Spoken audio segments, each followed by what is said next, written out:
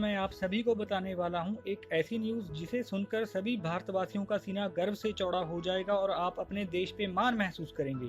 जी हां, ये news related है इसरो से यानी इंडियन स्पेस रिसर्च ऑर्गेनाइजेशन से।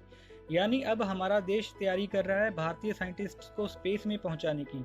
ये भारतीयों का वर्षों से सपना रहा था कि कब हम भी अपने वैज्ञानिकों को अंतरिक्ष यानी स्पेस में भेजेंगे और वो भी अपनी ही ज़मीन से।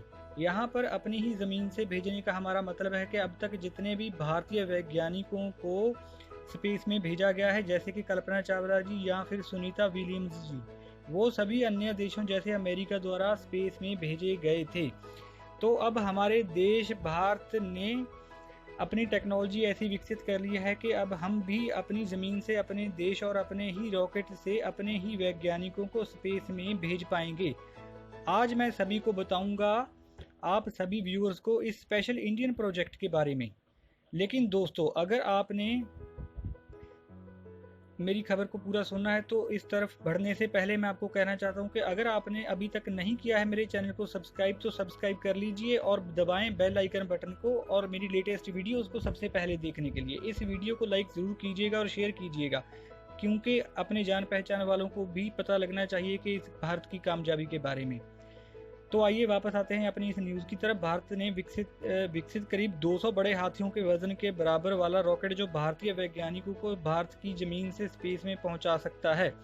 इसे आंध्र प्रदेश के श्रीहरिकोटा में स्थित रॉकेट केंद्र में रखा गया है और ये देश का सबसे आधुनिक और भारी भरकम रॉकेट का नाम है GSLV M3 यानी जियो सिंक्रोनस लॉन्च व्हीकल मार्क 3, जो अब तक का सबसे वजनदार उपग्रह है।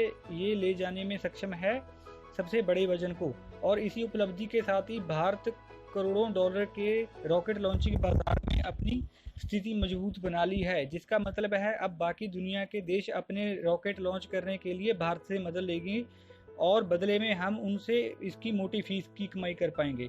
अब मैं आपको थोड़ी जानकारी GSLV M3 के बारे में बताना चाहता हूं। इस रॉकेट का सफल परीक्षण 17 फरवरी 2017 को इसरो नॉर्दर्न कॉम्प्लेक्स महेंद्रगिरी में किया गया था, जहां इसे 640 सेकंड्स के लिए चलाया गया था। और इसका सबसे पहला सफल परीक्षण 25 जनवरी 2017 को टेस्ट किया गया था, जब ये महज 50 सेकंड्स के लिए चलाया गया था और ये पाया गया कि इसकी सभी प्रणालियां यानी कि लॉन्चिंग मॉड्यूल्स अच्छे से सही काम कर रहे हैं।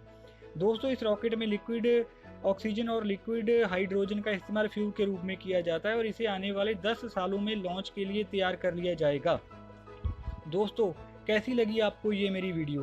कमेंट्स करके बताइएगा ज़रूर, और हाँ, लाइक ज़रूर कर दीजिएगा इस वीडियो को, क्योंकि यार बहुत मेहनत करनी पड़ती है एक एक वीडियो के लिए।